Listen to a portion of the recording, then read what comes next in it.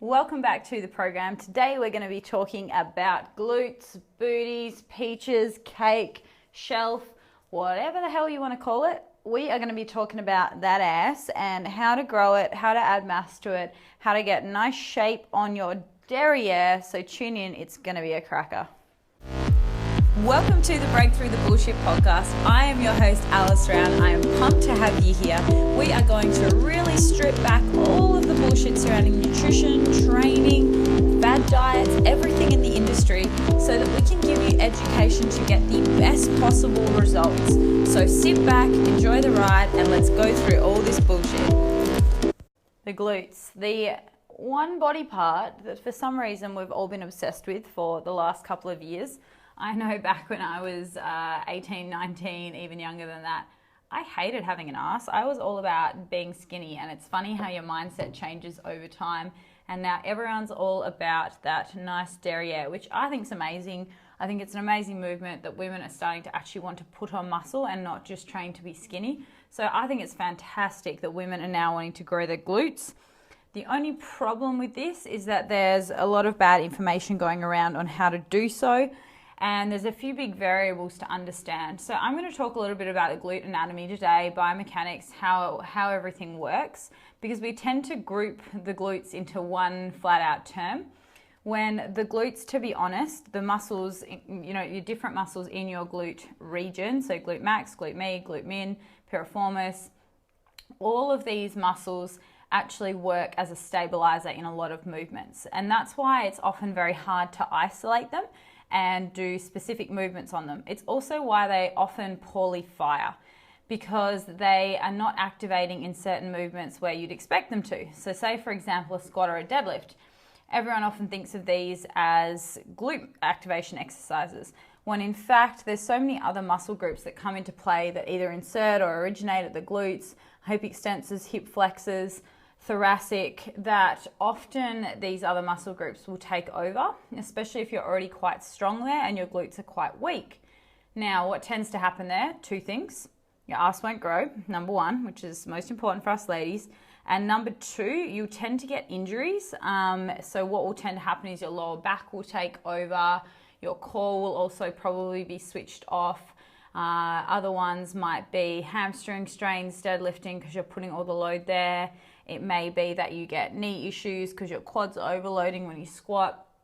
There can be all these sort of problems that occur due to poorly firing glutes, and generally speaking, glute engagement will also align usually with core activation. Not all the time, but I'm saying in a general sense, I see this as a common problem with clients, that they tend to have really weak core and glutes and a lot of lower back problems. So as much as we all want a nice big round juicy badonkadonk, it is actually a lot about also preventing injury. That was the reason that I started training glutes. It wasn't originally for, aesthetic purposes. It was coming out of injury. It was rehabbing a few hamstring strains and lower back niggles when I was an athlete. And I actually went to a physio and he got me on a machine. He clipped me up, got me doing a couple of step-up style movements, so some hip extension, knee hip flexion, and we were going through a few things, and he put the sort of EMG thing on my glute as I stepped, and it shows a percentage of activation of the glute comparative to, I think it was quads. I'm trying to remember, this was like 5-6 years ago. So what it showed was that my glutes were firing about 10 to 20% of the movement when they should have been firing about 50 to 60% in this specific movement pattern. And he was simulating more of a running stride. So for me, as a sprinter, my glutes were completely switching off when I was running, hence why I kept getting hamstring and lower back injuries. And no one really back then was that avid on gym training. I was training 1 to 2 times a week weights, generally 2 in my off season and 1 when I was competing, and everything else was running. So we weren't putting in the groundwork for the base for a good physique back then. And that's what really got me into resistance training and wanting to understand more about it. So back to the glutes. The glutes are the most important thing that everyone wants to know about at the moment. So let's get into it. All right, so what tends to happen? Problems faced with poor glute activation.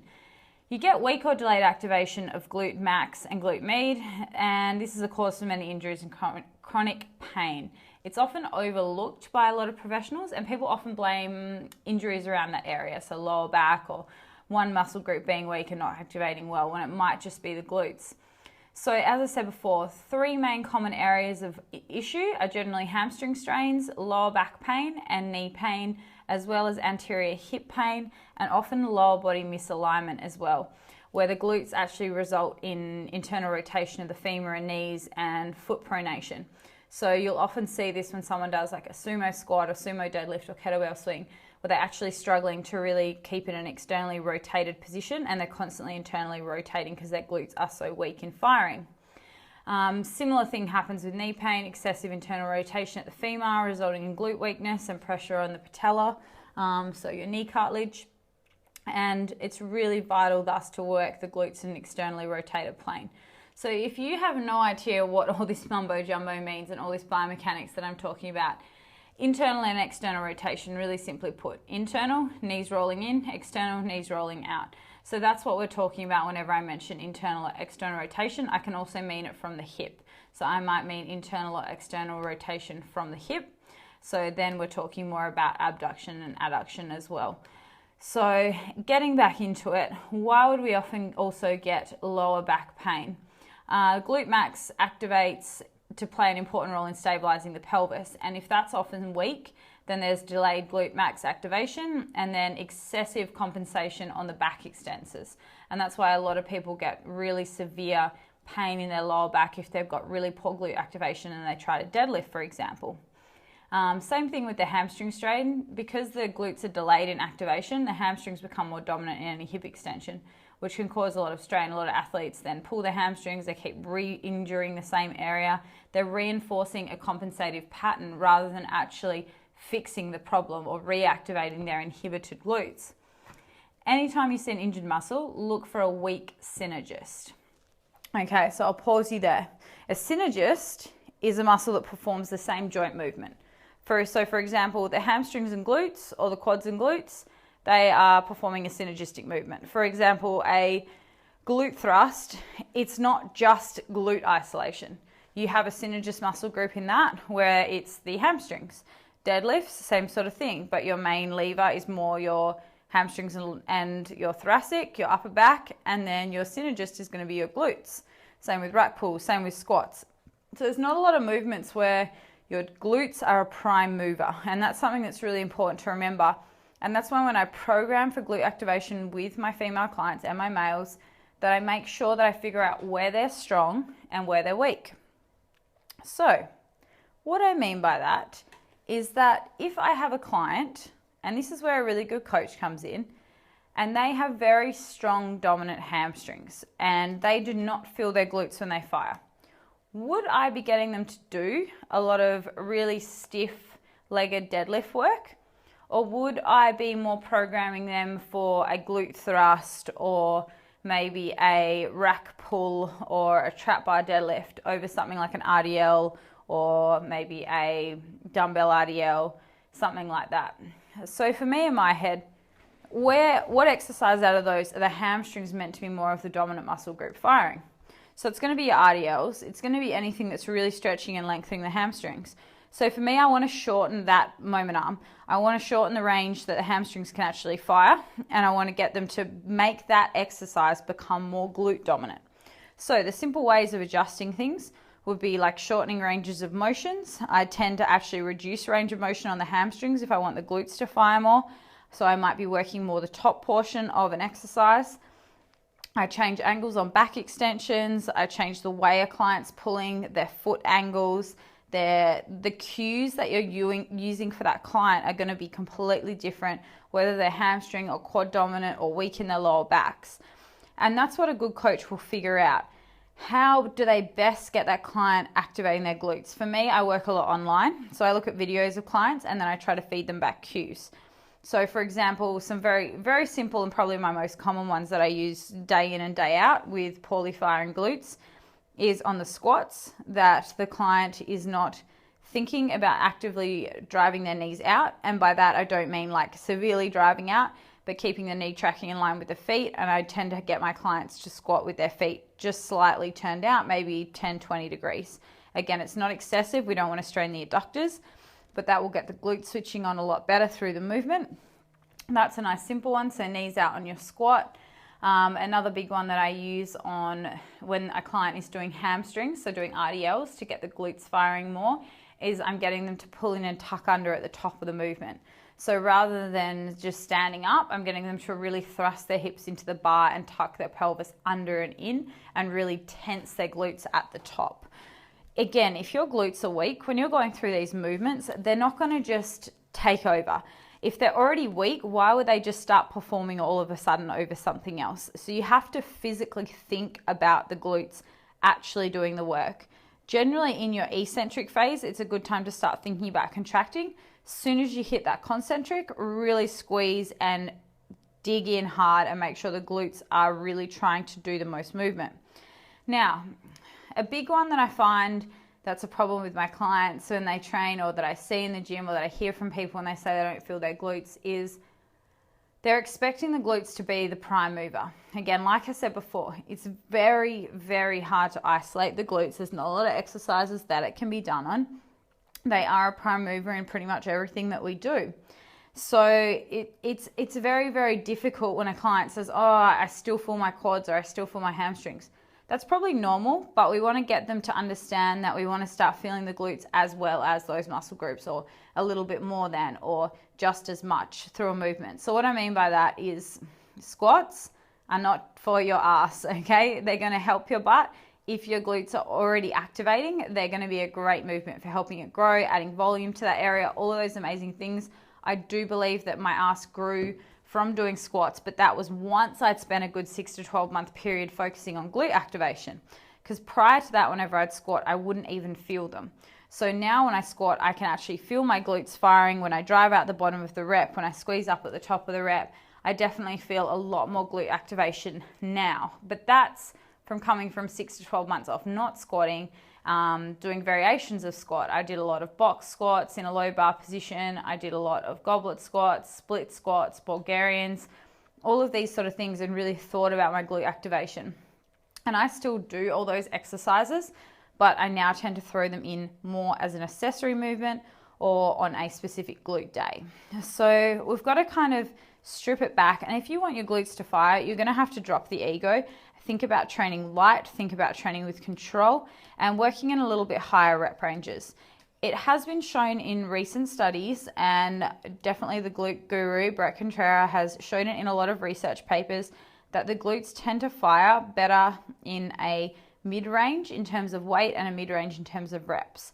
So generally anywhere in the 10 to 15 rep range has been shown to have the most efficient glute activation range. So I'm not really a fan. I see it all the time. I don't know if it's an ego thing, but I see girls like trying to max out on glute thrusts or hip extensions, whatever you want to call them.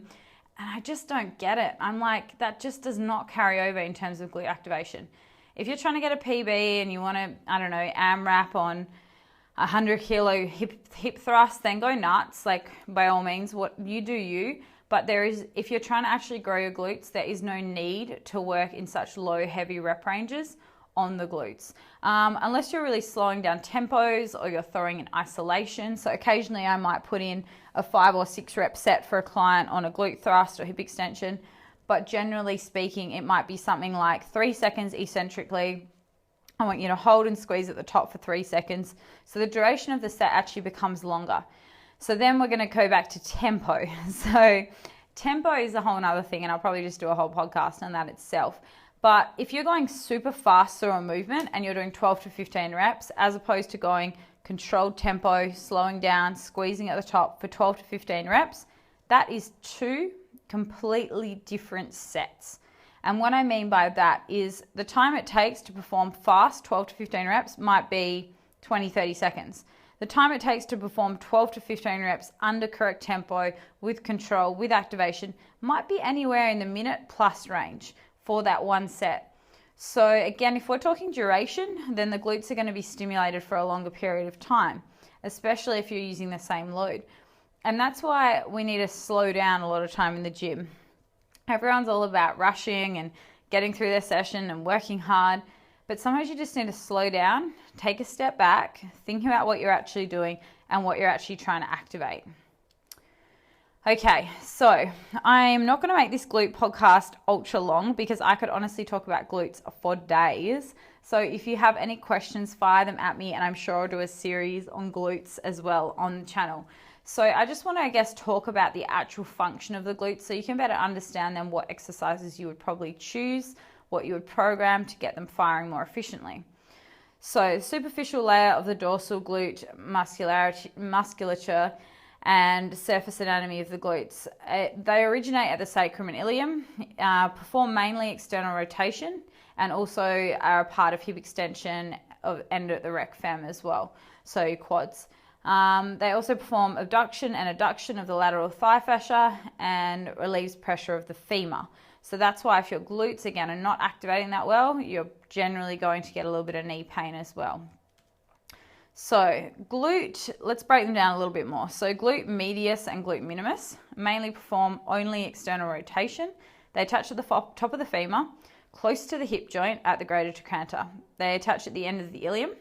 Some really good exercises for glute med and glute minimus are side-lying hip abduction. I really like. You can add a band to make that harder. Any type of clamshell movement, hip hitch or wall hitch. Single leg box squats are really good. Lateral band work is really good, so any side work. So at the end of the day, I don't believe that there's one gold standard exercise for strengthening glute medius, but those who argue that non-weight bearing exercises have no place in rehabilitation are probably quite incorrect. I feel like working the glute medius, a very small muscle, in bodyweight movements, bands, all of that proves very, very efficient. You just, again, probably need to work in higher rep ranges, focus on pausing, and these sort of movements have been shown to produce really high levels of glute med activation and a really ideal start point as well for a beginner and really, really safe exercises. Now, when we're talking more about glute max and piriformis, they do perform a lot more hip extension and external rotation. They are larger muscle groups. They're going to be more firing in like your squats and deadlifts. And they're basically the surface anatomy of the glutes, so more external. And so again, with these sort of movements, with the glute max and piriformis, I'd be doing more like single leg squats and cable pull. I'd be doing single leg cable RDLs. Again, side lying abduction, you may want to weight it. Single leg step ups. Single leg kickbacks, all these sort of movements are going to be fantastic, as well as obviously your hip extension. So your hip extension, glute thrust, that sort of thing as well. So there is so many different movements that you can do for the glutes. I've probably got about 100 plus of them on my membership channel. So I'm going to wrap up with glute training there for today. But again, if you have any questions, we'll definitely do another podcast on this topic because it's such a good one. My membership site at the moment, we are actually increasing the price at the end of February. It's only $9.95 at the moment, and you get access to our full membership site. So we've got articles on there on glute activation. We've also just got a library that you can click on, and it's glute exercises, and you can just run through it. So there's so many, there's like 100 on there, plus mobility work, plus how to really stretch through that region as well, make sure that you're firing correctly. So I didn't really touch on mobility today in relation to the glutes, but that's definitely something we'll talk about again. So I hope this kind of helped you understand a little bit better about how the glutes actually fire, and we will for sure do another podcast in the future on the glutes. I hope you enjoyed this. Again, if you can please hit that subscribe button, it helps me out a lot, guys, with reaching some growth on my channel, getting more content to you, and also on iTunes as well, giving it a review. So have a fantastic day. Go and hit those glutes hard. See you guys. Thanks for tuning in to another episode. If you enjoyed this episode or any others, please hit that subscribe button on YouTube and give it a thumbs up. Leave any comments you have for any future episodes you'd like me to cover. Otherwise, also subscribe on iTunes, leave a review on iTunes so that I can get that feedback. Obviously, this is a free podcast, so the only way we can keep progressing it forward is getting your feedback and getting your following. and I really thank you for being around for that. If you would like to get in contact with myself or anyone that I have had on the podcast, I always leave the information below. Otherwise, you can always jump on my website aliceround.com and fire any questions at me from there. Hit me up on Instagram at aliround and the same name on Snapchat. Have a great day and thanks for tuning in.